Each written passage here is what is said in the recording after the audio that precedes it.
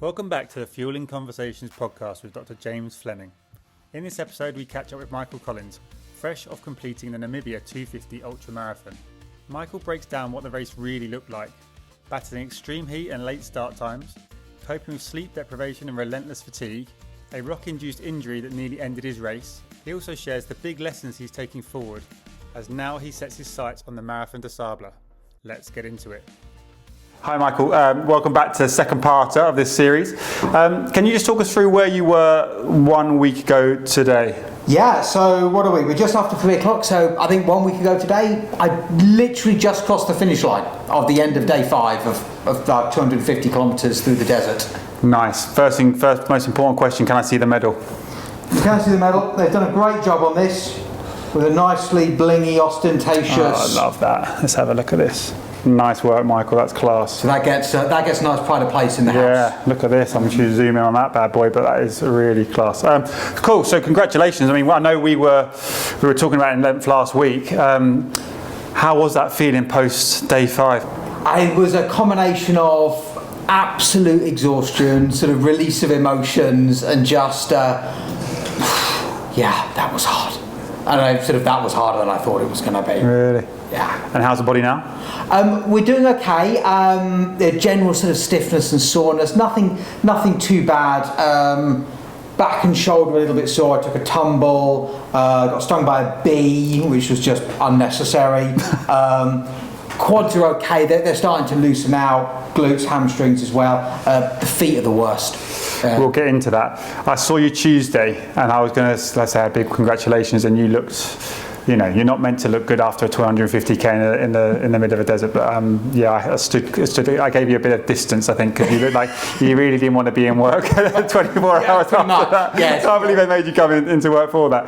Can you walk us through, so when you landed in Namibia, walk us through day by day, let us know kind of what happened. So I landed, sort of got to the hotel a week last Friday, so that was sort of late in the afternoon. So Friday was kind of just a write-off day, just get sorted, get settled.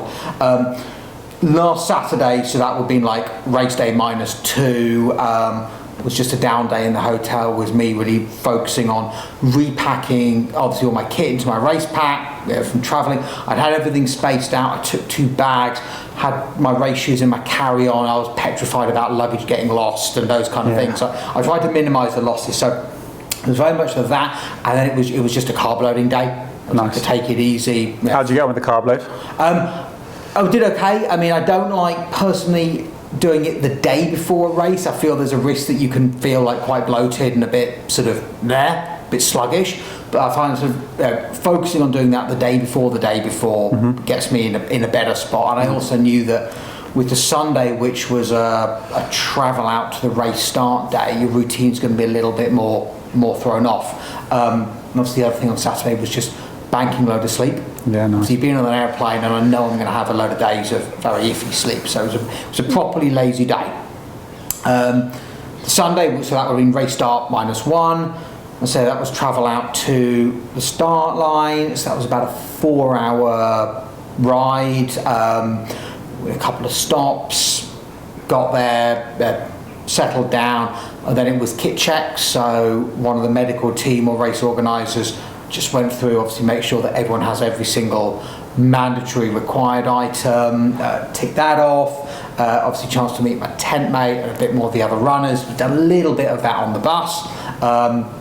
And then there were a couple of safety briefings and things like that. They did a brief day 1 briefing, but they did that actually in more detail the morning just before the start of each day. And again, then it was a optional little walk out to watch the sunset. Otherwise, downtime in your tent, chill out, try and get some sleep. And so race day -1, you're in a tent as well? Correct. Yeah, we were in the desert already. So it wasn't even a hotel the night before. It was you're already in a tent, shared tent. So that already is going in with iffy sleep.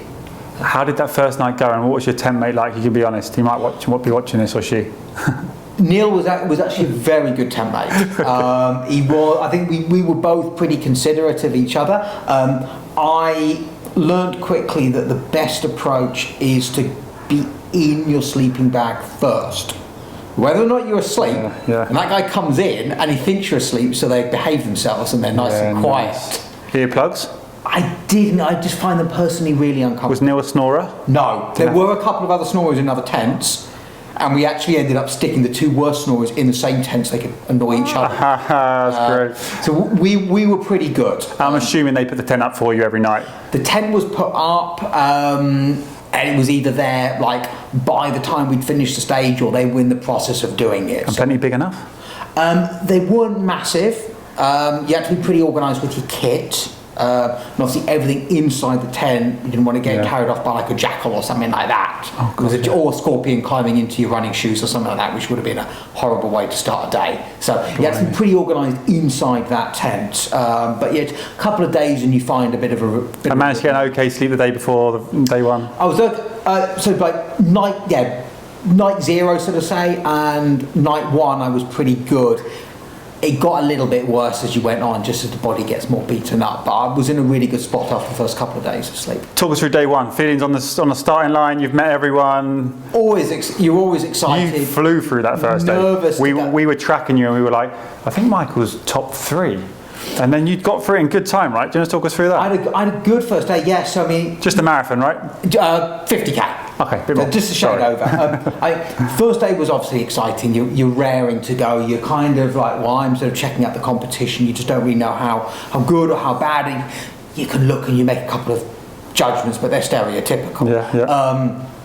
There's always a little bit of that apprehension as well, especially somewhere like that, where there are wild animals around. There's a genuine chance of you spending most of the day on your own, so there's that sort of what happens if. We did all have GPS trackers on our packs. It's really that excitement to go. Quick little race briefing just told us how often the checkpoints were, what terrain to expect, and those sort of things. And then we got a few shots. What was the temperature like day one? When did you start it off? Day one was 8 a.m. start. It was about mid-30s when we started. It wasn't super hot on day one. It only got up to sort of low 40s. And you finished where on day one? Third. And how long did it take you? I was 5 hours something. You were flying through I had a good first day. Upon reflection, probably pushed a little bit too fast on the first part of that first day. I did pay the price in the first part of the second day, but it's a learning. And then day one, all went well, no injuries, no concerns. No, I felt great. That wasn't when the fall happened. No, I felt $1 million at the end of day one. Cool. And everything went okay nutritionally? Nutritionally, I was in a really good spot. I mean, I think compared to a lot of other runners, I felt like I had more like total calories. Yeah, nice. I think we've been really efficient with the packing, thanks to obviously to you guys, Michelle especially. I felt we had a good system. I felt having something to eat fairly frequently on the go was a really good approach psychologically as well. It just kept me sort of being topped up. We'll get into some of the things we didn't know about maybe later on. So night one happens, you're on day 2, that's another 50k. Another 50k. Yeah. How did that go, day 2? Same 8 a.m. start, sorry? It was 8 a.m. start again. I woke up to a couple of pretty sore quads, which I put down to quite a bit of sand running on day 1. They were okay, but it took a bit of time to shake them out. Day 2, temperature started going up quite significantly. Where were we? We were starting around about the same. We were getting into high 40s by sort of midday-ish. Did you have the cricket kind of stripes on your face? I didn't have the cricket stripes, but obviously with the big brim cap and the full neck coverage, okay, nice. The factor 50 and the long sleeves. Because you haven't got any nice kind of tan lines going on. I've got a bit going on sort of about here to here, between the end of the shorts and the socks, but that's about it. Sunscreen went well. A little bit on bit on the hands. But I was really fastidious because I thought sunburn's the last thing you want, and it's just a controllable thing. And how was that running? That's an extreme heat. That's the hardest you ever run, I imagine. That was day 2 was a tough day. Yeah, obviously. Feeling that ratchet up and there was a lot of uphill on day 2 as well. So I starting. I probably fell a little bit behind on my hydration. Just not quenched, not wanting to drink, or is it just that? No, I wanted to, and I think what I realised the mistake I made was, and looking at a couple of the top 2-3 more experienced runners, what they were doing at each hydration station was actually stopping, filling up, probably seeing off a good litre of water, then topping up again and then going. Yeah. And it took me probably a day and a half to learn that, rather than just coming in, filling up, drinking and going. That extra bit they were taking on board made it. I learned pretty quick, but that's an obvious learning. But I think after that, I had a much better handle on my hydration. And day 2 was fine, no incidences, no... No, day 2, I had, after about 30k, I had a run-in with a rock. Go on. Ended up kicking a rock. It was just one of those ones that you catch it with the top of your toe. It was obviously so stuck in the ground that it didn't move. So I hit that pretty hard. There was quite a bit of cursing. In fact, those swear words may still be echoing around the valleys. I knew I'd hurt it. I just didn't realise quite how bad it was until I took my sock off at the end of the stage. Go on. To be met with a pretty impressive blood blister, to the point where obviously where one medic first sees something and then goes and gets all the other medics because it's something cool for a doctor to look at. So we had a nice crowd around that. The media folks came over and got on video me lancing it, and we got a nice sort of fountain of blood and pus. That's so grim. I mean, for the viewers, we'll try and get hold of something so you can see this. Yes. So you were doing it yourself, or that was a doc? I did the lancing, and one of the medics helped with really squeezing the toenail down to get everything out. It hurt a lot. There was more screaming and more cursing, but they bandaged it up. Was it good to go on day 3? And yes, I mean it was sore for the rest of it, but honestly, James, when I looked at it at first, I thought this could be a game ender, but no, we were okay. But that was, I mean, that as much as I think inhibited sleep as well, because it's the kind of thing that every time you roll over onto at night, or you catch, you wake up. Because that's what we hear about, anecdotally, is when you've had any kind of blisters, sores, any of these incidents, it also maybe inhibits your appetite or suppresses that. Or were you okay with that just because you... I felt okay with that. There were a couple of times towards the end, straight after races, where I didn't feel like eating but really forced myself to. Yeah, nice. So I don't think that was the case. It was more just sort of the general uncomfortableness of it. And then day 2, so you've done that, and because day 1 you finished 3rd, you must be thinking, I've got a chance here of getting a good finish. You've looked around, you know now where people will sit. Yes. There was the guy that won it that seemed like a machine. Just unbelievable. got away with it, yes. But, so then day 2 happens. How are you actually feeling? Because you've got the stress of the injury, the bad sleep, and then that level of probably unknown around what's going to happen next. What's going to happen? Then obviously a couple of other runners finished ahead of me on day 2 because of that.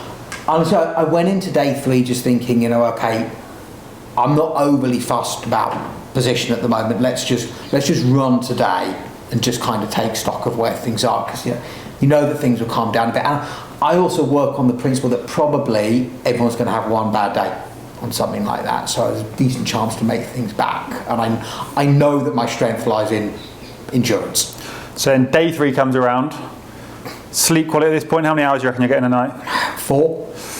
I reckon at 4 night 2, after day 2 I reckon I had 4 hours sleep, and it wouldn't have been great. And day 3's another 50? 42. That was a straight up marathon. And then that's an 8 a.m. start again? It was an 8 a.m. start, but the first 15k of that was in a sandy riverbed.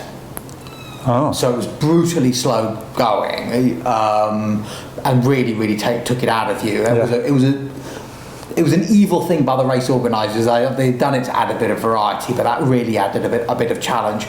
But actually, having that time as a slow go, I don't think was the worst thing for me. I think it helped me because it kind of, no one could go fast, so it kind of minimised the gap between the fastest. And how were you getting on with the gaiters and the shoes? Because I remember before on part 1 you were talking about how they were stitched in, and you were really conscious around getting sand in the shoe, because that can be a game changer. Brilliant. No sand in at all. They were absolutely perfect. Because I didn't have any actual blisters. It was simply the toe from that. So they did a superb job. And what percentage of the races at this point up to day 3 were running on sand, and how much is on a kind of a hard and sort of stony? I would reckon about sort of probably 15 to 20% was on sand, of various amounts of softness. So quite a lot.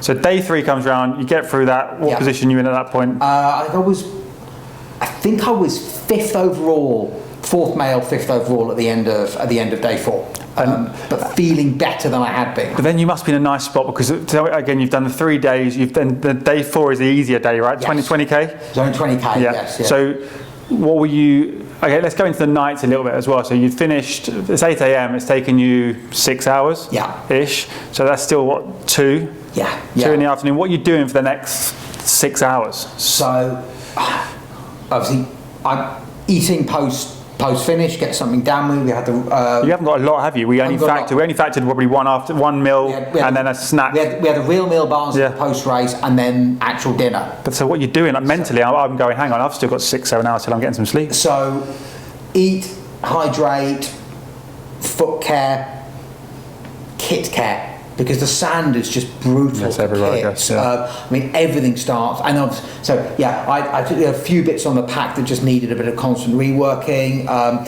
little bit of extra water that I had just to wash some clothes. Just try and have something. I'm guessing you and your mate are smelly at this point in the tent. Everyone reeks because you've done that amount of time and no one's had a shower. But at least I socks as much as anything. So you're trying to put on as clean a pair of socks as possible. So a little bit of laundry, body care, just downtime and just chat. And actually, really nice thing about that, when you've got a small field, it's actually quite nice to sit at the finish line. They had a nice little marquee sort of gazebo put up under the shade. You could actually cheer the other runners coming in and finishing. So and I guess you got to know everyone a little bit as well. Got to know everyone, added a sense of camaraderie. And by that point, you get, there's a little bit of more of sort of, everyone knows where they are and everyone's expecting who's going to be coming in. And there's a lot more like help around like first aid and medical stuff. People were really good about, taping up your own feet can be quite tricky, but people were really willing to like help each other out. Nice. If the medics were tied up with like more important, more serious things, and of course they were by that point. So when you were coming into day 4, how are you going to play this? Because you had a 20k, but in the back of your mind, I'm assuming you're thinking 90k is the one. That's what's going to break everyone, or going to be the making or breaking of you. So I went into the morning or day 4, because that was a 11:30 a.m. start. It was a late start in the morning. So hot. It was hot, and the reason being that the guys needed to fully break down the camp, which took them a long time, and get it to the finish. So we had all our tents. It took some hours to break it all down. But what it meant was a lot of hours of just sat around under a tree in the morning, ready to get going, which is also when I got stung by a bee, because it was hovering around the water canteen. It obviously picked up on the water. But I went into that day 4 on the mindset of, you're not going to win anything on this, but you're going to lose it if you burn, if you burn too much out today. So I took day 4 very easy. It was 10k uphill to start off with, then about 8 or 9k pretty flat, and then a 3k uphill towards the finish. So I ran slowly most of the uphill parts because I felt I could make a little bit of time up on a few others without going silly. By the time it got to 1:30, 2 o'clock, and then it's mid-50s, it's 54 in the shade on that day. So that was a case of I'm actually going to walk most of this because I'm not going much faster than running.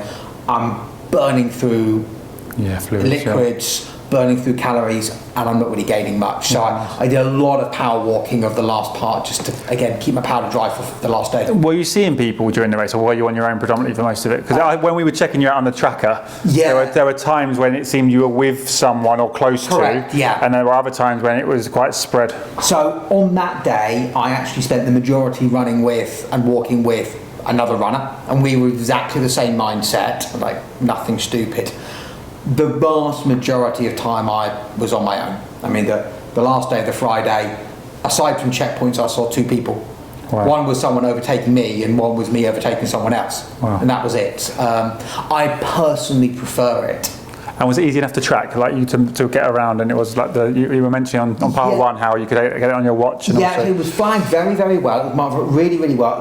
I only had one moment on the last day where I was a bit lost. Because the early mornings was 4 a.m. start, so we did about the first hour and a half in the dark. Wow. It was, and the first part of that was upper sand dune, not like Sahara sand dune, it was runnable, but a few sort of false summits and things. And I'd gone over one, and I could turn around and see the head torches of all the runners behind me. There were 2 ahead of me, and I couldn't see them. They'd obviously gone over a crest, and they had parked a vehicle at the top with their headlights shining, but I couldn't see that either.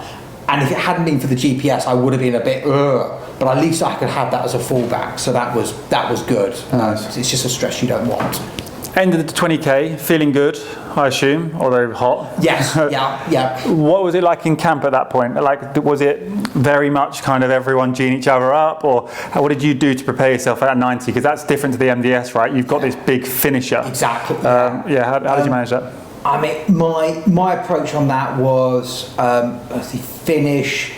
I was straight on with eating, looking after, wrap up the feet, do what needs to be, and I was drinking. I was straight in bed because I had my alarm for 2 a.m. the next day. What time did you start? It was 4 a.m. start on the last day, so I was in bed as early as I could be. Got a few hours sleep, but I just wanted to just have downtime on that. I know this goes backwards a little bit. Those people that dropped out because there was about 10 or so that didn't make it through, right? Do they stay around? Are they still around? So the ones who dropped out, they had two choices. One was to just travel along in the vehicle convoy from camp to camp, help out if they wanted to, or just sit around if they wanted to. They had the choice of starting the next day as long as they were medically cleared. They wouldn't obviously get a finish time, but they had the chance to do it, and a couple did that. A couple were medically evacuated because they were just too badly injured. One was an ankle. She'd really gone over on it, I believe. Yeah. But majority were just sort of came along and they had those two choices. Nice. And what was your pre-match feed of choice? What did you save for that night before the big 90k? The night before, actually, it was exactly the same. It was another 5-pot rehydrated meal. I know we did talk about repetition, and it probably is something that we look at for MDS, but it kind of like familiarity also. I didn't want anything obviously different. I knew what worked. I remember you saying that some people at that point had either ran out of fuel or struggled with that. How did that work? Were people very strict to their routine, i.e. this is my food? If you're doing 90k the next day, you've ran out of food. Yeah. How much of it is like, here's a chocolate bar, or is everyone, how did that work? I think some people are a little bit more willing than others. My personal approach on this is that I've invested time into a plan. I'm sticking to my plan. As nice as you are, I'm not giving away anything. We had as we know, to the day, broken down, detailed plan, and I'm sorry, but if you're not... So what happened with that guy then, or the girl? Did they just ate through their more than they expected? Either they ate through more than they expected, or they didn't stick to their plan, or they didn't have a plan. I don't know. Did they get through that last day? He did, but that is some mental stress. Obviously not as was expected. Cool. Talk us through that last day then, 90k. How did you manage that? I'm assuming the body's hating you at this point. Your toe. Pretty much. I mean, from looking after myself was a rotating cycle of paracetamol, cocodamol, and caffeine pills. Which did the job. Foot was properly bandaged up by then. I had a bit of issue with the tendon on the outside, but we'd done a good job on looking after that. I was actually pretty stoked. I was actually excited for the last day. I knew I was well fueled. I knew I was hydrated. I knew I'd banked some by taking it easy the day before. It's absolutely beautiful start. Coming up with the sunrise. It's the first time all week I've been able to run in the cool. Yeah, that was nice. It was only, it was sort of 18 or so at the start, so it was much nice temperature. Pack was as light as it was ever going to be, so I felt good because of that. And I went in with the mindset of get as far down the road as you can by like 10:30, 11 o'clock, because when it heats up, you're going to slow down. So I really wanted to have got well over halfway, by as close as I could to sort of by 11 o'clock. Did you talk strategy with the other athletes? Because at that point you're fourth, right? Yes. So you're thinking podium, you're thinking... Yes, So did other people around you talk about their strategy, or was it a bit kind of like closed? There was less talking about strategy. There was more the case of, people saying to each other, I think you're good for whatever position. I think we knew that the first guy, two male was determined by then, barring catastrophic injury. Top female was established by then, again, bar the same thing. So a lot of the places were already set. So, I mean, to be honest, I think most people had that same strategy on that last day of just doing what you can while it's cool. But I also wanted to put a little bit of a buffer in ahead of everyone else behind me. Yeah, nice. Talk us through the fall. You mentioned the fall. When did this happen? Was this before day 5? Or? So the trip that I had was on day 5, and it was simply the case of just exhaustion. You know, you're tired. You're not picking your feet up quite as much as they should be, and again, it was just catching the very top of a stone or a rock. I went down, sort of shoulder and arm, sort of down. Couple of little scrapes on that. So it wasn't like a Tom Cruise army roll, it was more It was more just not quite a face plant, but a bang, and there was a sort of, Michael, get up. Oh, imagine trying to get up. And then just sort of, luckily it wasn't too far away from a checkpoint, so... and at a checkpoint, talk us through what happens at a checkpoint generally, like you've got water stations obviously, how are you using them at that point? Just I mean there's a obviously water station, there's a gazebo, usually a pickup, there's seats, the chairs if you want to, and usually like a little sort of spray bottle if people need to be cooled down. Nice. I did sometimes, the last day, I didn't sit down. Yeah. I'll either sit down, I'm not getting back up again, quads are going to stiffen up, blah, blah, blah. So it's coming, but I would use them as a chance. I'd commit to at least 5 minutes at the checkpoint. Core body temperature down a little bit in the shade, just get yourself wetted, drunk. Just have a quick chat to the guys at the checkpoint, how far ahead. Yeah, nice. How far to the next checkpoint, because they did about every 10k, but sometimes it was 9, sometimes it was 12. And if you got that wrong with rationing your water, you're in trouble. Yeah. Because you've got potentially 3k to run with no water. So it was checking on that, seeing how everyone's going. And also, I was actually, how was everyone else in the race doing? Yeah, nice. Because you're worried about the other competitors by then, especially the people who are slow. I'm thinking, are they going to make the cutoff? Because there was a 15-hour cutoff to make 70k. Oh, really? And if you didn't make that, they didn't let you finish. Blimey. So it was a case, you just want to know who's going to be able to do that. Whereas at the MDS, you've got the camel chasing after you, which we'll talk about in part 3. Yes. So can you walk us through that last kilometre? So there must have been a lot. I'm not Stephen Bartlett, but it'd be nice for a few tears here, Michael, if we can get them. So actually the last 5 or 6k was really beautiful. It was all through a lovely canyon. I knew you were getting close to the finish, but because it was a windy canyon, you couldn't see the finish until you were literally right there. But I was seeing it on the GPS on the watch, ticking down. By that point, I had, just before the final checkpoint, I'd overtaken the runner ahead of me, so that got me back up into 3rd spot. Honestly, and I knew there wasn't a lot between us. I only had a few minutes on him when we started the day.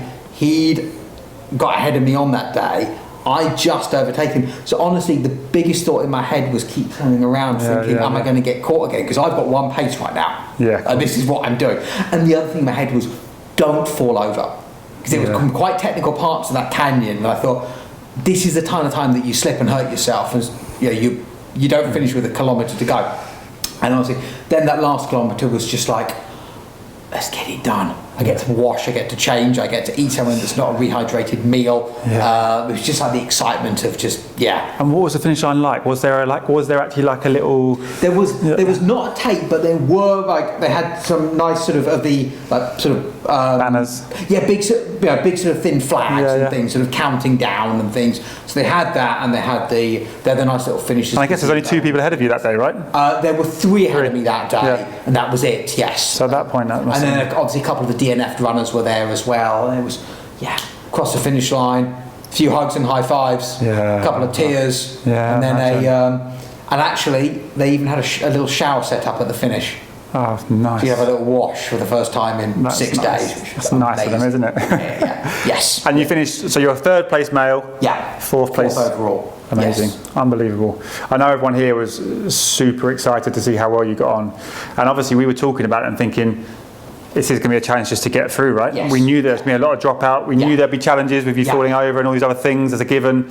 But yeah, I mean, well done. I mean, amazing stuff. And I think we're in such a good position for the MDS. We are, yeah. I think it'll be a different beast, but I think it will. Yeah. I think it'll be great. We're building off a really solid. Yeah. So in terms of your kind of reflections, what was your kind of proudest moment during those 5 days? Not just, I'm not going to give you the finish line because obviously that's too obvious, but what were you proud of most in terms of getting it done? Because we knew mental resilience was going to be a big thing here, was there a moment? Honestly, I think I was probably one of the more experienced runners in the field, but one of the least experienced trail runners in the field. So actually being able to stick with some very experienced off-road trail runners where it's not my background, I was really, really happy with, because some of these guys, they're so much more experienced at technical work than I am. So I was really, really happy with that. I took a lot out of that. Nice. Yeah. What would you do differently? I know we're going to sit down and we're going to go for a bit of a plan in 2026. But before the MDS, what would you, in hindsight, have done differently on reflecting on your achievements? There's a few kit things, but nothing massive. I think we made good decisions with the kit. We got it to a very, very good weight. Obviously, what I touched on about hydration approach, that's probably the biggest takeaway that I've learned. But that was something I sort of adapted to and learned as I went.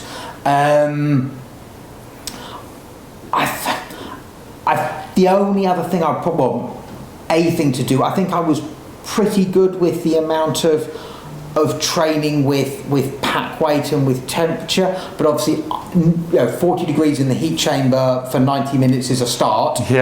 It's not mid-50s out there. So is it going to be 50s in the NDS? It won't. I don't believe it's not going to be quite as hot, is it? No. But that acclimatization obviously paid dividends, didn't it? Massive amount. I mean, this obviously your body did really well to manage that, because that's a game changer if it just goes wrong once. And I think the other thing will be a bit more S&C work on ankles and things like that, because that's probably why the tendon's a little bit sore and things. Again, it's a road background thing. I'm just not used to it. Nice. And at the end, we're going to the last few bits now, but in the end, how much of it was relief, and in the real world, how many people were able to actually enjoy it half an hour afterwards or 2 hours afterwards? How many of you were just lying there like, I'm broken? There was quite a lot of lying there. I think the cooler of beer that they provided to the runners at the finish line definitely did the job. Not someone not backed by science, but we'll not backed by science. But I think that was there was a massive. There were some people who stayed up pretty much all night cheering the other runners on, which was really, really cool. I did try to do that. Then went back to my tent to sleep. Actually couldn't sleep because I was in too much pain. So it's like, I'm just going to sit up and cheer some other runners on. Why not? That sort of sense of camaraderie at the finish line was really, really special. And then just talk us through the last little bit. So you came back quite quickly. So what was your first meal when you got back to the hotel? What did you go for? So the first one, they did a really good dinner buffet for us, which did include some vegan pizza. Oh, go on. Inhaled that.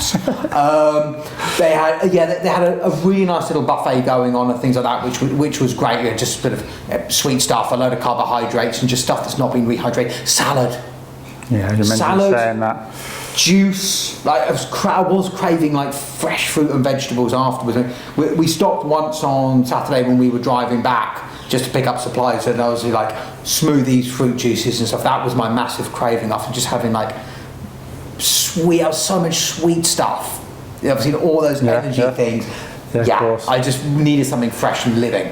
And the next 6 weeks or so, what's that look like in terms of body care? Are you happily going to go through Christmas and enjoy a few mince pies, or where are we? Yeah, I think it's really important to have that physical and mental time off. I have hopped on the elliptical for a couple of sessions this week, and that's more just about low intensity blood flow and getting some recovery going on. But I think it's really important.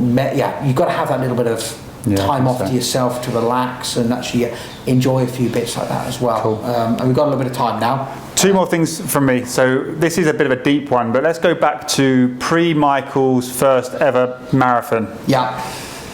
What would you say to that pre-Michael now, based on what you've achieved? Because this is a hell of an achievement. Yeah. What would your words would be to that person? I don't think pre-first marathon Michael would have had any idea that I'd ever have done this. Unbelievable. Very much as like a road and that kind of background. And like going into my first marathon, I had no idea I'd ever do another one. So to be here 20 plus years later, having knocked off all of these, and I think I would have said to him, like, you have no idea what you're capable of. Yeah. I mean, what an achievement. I think we're making light of 250k in ridiculous weather, sharing a tent with someone you've never met, terrible sleep, restricted rations, getting there, finishing fourth in your first ever multi-stage ultra.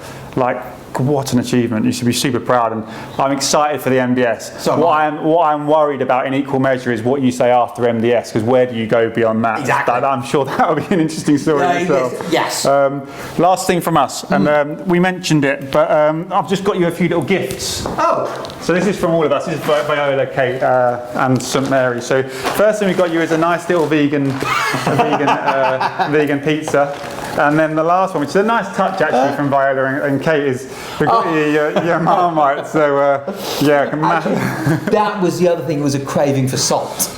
Yeah, of course. Afterwards. As much as I tried to take on, yes, never say no to that. Thank you so much. Congratulations, mate. We look forward to part 3 post MDS, getting into it and making sure, let's see where we go. 1,000 people this time. Let's see if we can get top, I don't know, 50? 50? Definitely top 100. Top 100? Top 50 was probably just outside the pros.